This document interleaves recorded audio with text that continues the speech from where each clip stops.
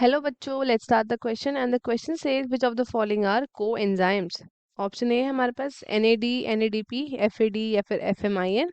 Option B है हमारे पास vitamin, iron या फिर कॉपर। ऑप्शन सी है हमारे पास NADPH2, कैल्शियम एंड कोबाल्ट, या फिर ऑप्शन डी है हमारे पास NAD, पोटाशियम या फिर coenzyme. So let's start with our key concept. The key concept of this question is coenzymes. Coenzymes. अब कोएंजाइम्स क्या होता है? ये आपके क्या होता है? ये आपके होते हैं organic molecules.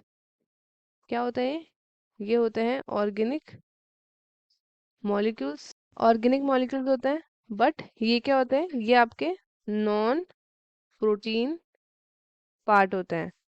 Non protein part किसका? एंजाइम का। नॉन प्रोटीन पीस है ये एक एंजाइम का। और उसके बाद ये क्या होता है? ये आपके मेनली कहाँ से ऑब्टेन होता है? ये आपके मेनली ऑब्टेन होता है विटामिन से। विटामिन से, जो कि क्या हो जाते हैं? जो फॉस्फोलाइरेट डेरिवेटिव्स होते हैं आपके वाटर सॉल्युबल विटामिन के। अब ये कोएंजाइम ये पार्टिसिपेट करता है किसमें? कैटालिसिस में। कैटालिसिस में ये क्या करता है? ये करता है पार्टिसिपेट। जब क्या होता है? ये यूनाइट करते हैं एक्टिव साइट ऑफ एंजाइम। क्या करते हैं? यूनाइट करते हैं active site of an enzyme. Of an enzyme. अब क्या करते हैं? ये आपके एक्टिव साइट ऑफ एंजाइम, ये कौन सा है? इसको हम बोलेंगे एपो एंजाइम। एंड ये फाइनली फॉर्म करता है एक एक्टिव एंजाइम, जिसको हम क्या बोलते हैं? जिसको हम बोलते हैं होलो एंजाइम। Holo enzyme. अब बेसिकली क्या होता है ना कि को फैक्टर की तीन कैटेगरीज होती हैं। को फैक्टर है हमारे पास एक, उसको क्या बोलते हैं? ये आपके नॉन प्रोटीनियस कॉन्स्टिट्यूएंट्स होते हैं। नॉन प्रोटीनियस कॉन्स्टिट्यूएंट्स, जो कि आपके बेसिकली किससे एसोसिएटेड होता है? ये आपके प्रोटीनियस एपो एंजाइम एंजाइम के साथ एसोसिएटेड होता है। अब क्या होता है? इसकी तीन कैटेगरीज होती है। पहला आता है इसके पास प्रोस्थेटिक ग्रुप। Prosthetic group.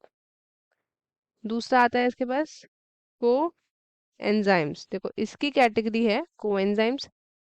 और तीसरा आता है हमारे पास मेटल आयंस। तो यही वो कोएंजाइम है जिसके बारे में हम अभी बात कर रहे थे। कोएंजाइम्स आपके हमेशा ऑर्गेनिक होते हैं नेचर में, और ये एसोसिएट करते हैं किसके साथ? एपो एंजाइम के साथ। ओनली कब? जब आपका कैटालाइसिस हो रहा होता है। एंड ये क्या करते हैं? ये जनरली डिराइव होते हैं किससे?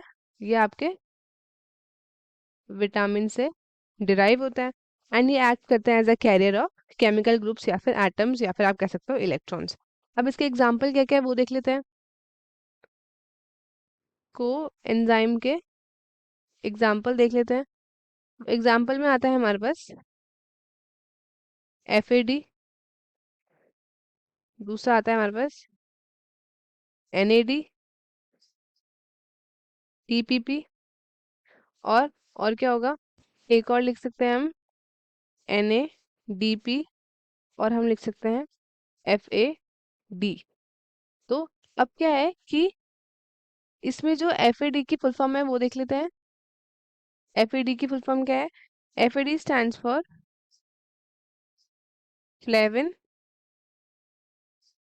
Adenine die nucleotide.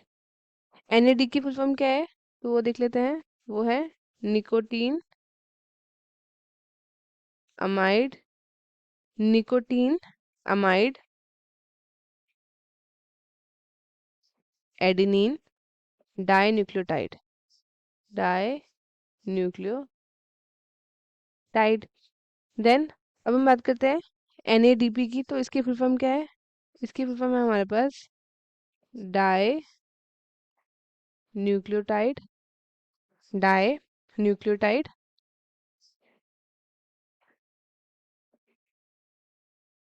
फॉस्फेट। इसका फुल फॉर्म क्या होगा पूरा? Nicotine amide adenine dinucleotide phosphate. ये सेम ही है, बस इसमें क्या आ जाएगा आपका, इसमें सिर्फ डाइन्यूक्लियोटाइड था, इसमें आपका फॉस्फेट ग्रुप भी जुड़ जाता है।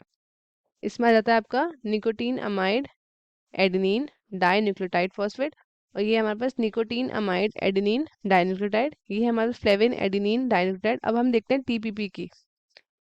टीपीपी की फुल फॉर्म, इसकी फुल फॉर्म है हमारे पास थाई अमीन पायरो फॉस्फेट। तो ये है हमारे पास इन सब की फुल फॉर्म्स। अब हम चलते हैं ऑप्शंस की तरफ। सबसे पहला है हमारे पास which of the following are coenzymes. Option A हमारे पास NAD NADP FAD FMIN, या फिर विटामिन आयरन। तो हमारा करेक्ट ऑप्शन क्या होगा? करेक्ट ऑप्शन होगा ऑप्शन ए, जो कि क्या है NAD NADP FAD FMIN। Vitamin iron and हमारा है कॉपर, ये हमारा ऑप्शन नहीं होगा। NADPH2 कैल्शियम एंड कोबाल्ट, ये भी नहीं होगा।